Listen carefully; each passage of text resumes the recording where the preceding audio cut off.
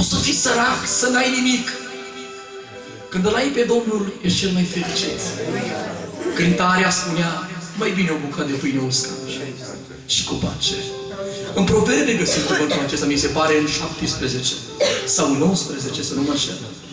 Mai bine o bucată de pâine uscată și cu pace decât o casă cu cărnuri și cu ceartă. Și ce-ar folosi unui om să câștige toată lumea și să-și piardă sufletul? Sufletul nu-l poți răscumpăra cu nicio valoare de pe acest pământ. Sufletul nostru e răscumpărat prin sângele lui Iisus Hristos. Haideți să valorăm acest nume minunat pe care de bunăvoie a venit pe acest pământ și și-a dat viața pe noi. Lăudat să fie numele Domnului. Repet din nou, bucuriile pe care le-am primit în această seară, când vei ajunge acasă, poate să năvălească o problemă peste tine. Numai ca să uiți bucuriile. Spunea un om al lui Dumnezeu, Spurgeon, sunt timpuri deosebite de favorabile unor crize de descurajare în viața noastră, fraților. În viața noastră sunt crize de descurajare când năvălesc peste noi. Când vede diavolul că plecăm de aici cu o mare bucurie, se luptă și el cu toată forța lui. Numai să ia din tine bucuria pe care ai acumulat-o în această seară. Dacă o dorință este împlinită, dacă prin lucrarea noastră Dumnezeu este slăvit și dacă am câștigat o biruință, atunci suntem aproape de cădere, atunci când nu e veghere. Când am ajuns acasă după 4 zile de vinerea trecută și ne-am dus cu alți frați pe munte, acolo undeva sus, un frig atât de mare și noi afară am lăudat pe Dumnezeu până la 10-11 noaptea și copiii mici stăteau afară și ascultau Evanghelia. Nu mai dădeau voie frigului să tremure înaintea frigului, ci căldura lui Dumnezeu a coborât peste ei și peste noi. Și copiii plângeau și lăudau pe Dumnezeu și s-au întors la mântuire. Pe harul lui Dumnezeu am evangelizat în multe cetăți acum câteva zile în urmă. Nu știu câte cămăși am schimbat. Și am ajuns acasă cu o mare bucurie, cu o mare mângâiere, cu o mare pace. S-a înarmat și diavolul. Au venit frații la mine, am stat de vorbă pe la 11 noaptea, fraților. A năvărit așa un frig peste mine, tremuram. Parcă simțeam că sunt într-o apă înghețată. Soția mea privea la mine și a zis, se rău, și am zis, învenește-mă, că nu mai pot. Și a zis să mă rog pentru tine. Și a zis, roagă-te. Aleluia, Doamne! O soție bună e un dar de la Dumnezeu.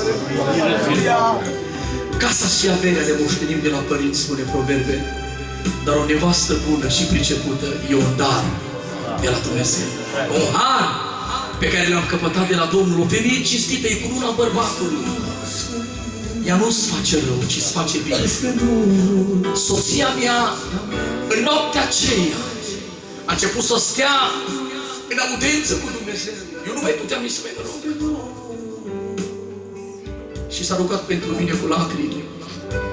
Și eu am început să tremur în continuare.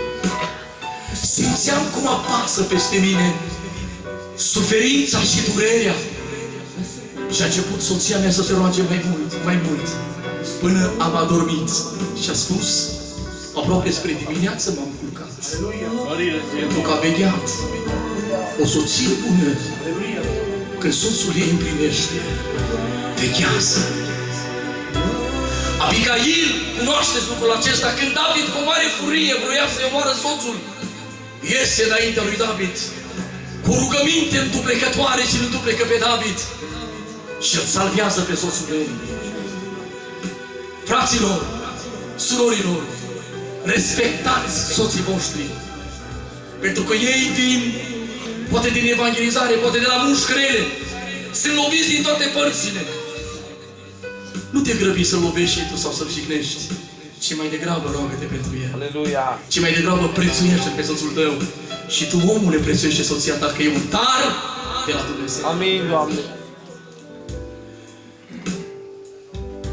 În urma unei victorii spunea Spurgeon, în urma unei frângeri, unei biruinți,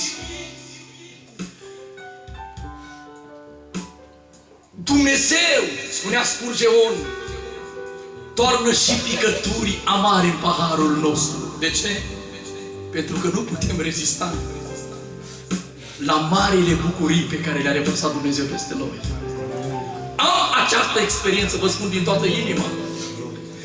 Când am acumulat mari bucurii în misiunile pe care Dumnezeu m-a trimis și am simțit că Duhul Domnului a fost peste mine, Dumnezeu a încăduit direct picături amare în vasul meu. De ce? Ca să nu mă încânt.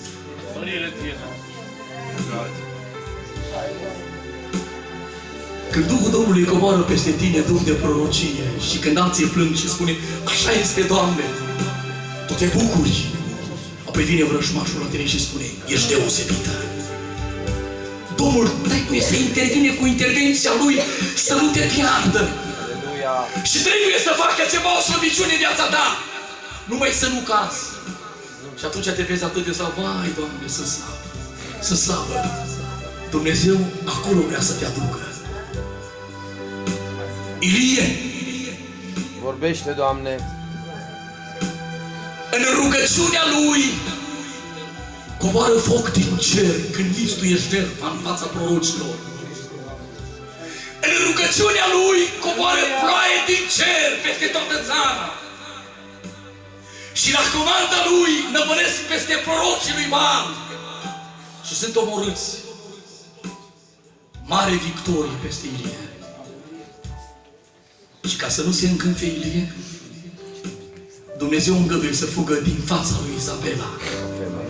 Și în fuga lui cade cu fața la pământ și spune, ia-mi viața, ca ce să mai trăiesc? Măcar că n-am gustat moartea. Cam așa se întâmplă și cu noi. Victoria noastră pe care noi în această seară Domnul ne-a dat victorie. Aleluia! Prin cântarea ta Domnul ți-a dat victorie. Prin descoperirile tale Domnul ți-a dat victorie. Prin cuvântul pe care ți l-a dat în această seară Domnul ți-a dat victorie. Domnul a fost cu tine, atenție!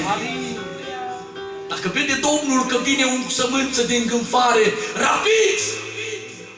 El trebuie să vină cu picăturile amare să ne parță în vasul tău. Și trebuie să treci prin diferite încercări. Ba printr-o lovitură, printr-o jignire, ba în familie, ba printr-un necaz. Apostolul Pavel, ridicat la al treilea cer printr-o descoperire, lucruri minunate a auzit Pavel. Și ca să nu se încânte, este lovit cu o lovitură, cu un țepuș, direct de la cel rău. L-a pălmuit, l-a lovit. De ce? Ca să nu se încânte. Faptul, lucrătorule, că vin anumite necazuri peste tine și lovituri, este din pricină ca să nu te piardă, Doamne. Aleluia! A fost pierdut diavolul care s-a încânfat și a fost aruncat din cer pe pământ.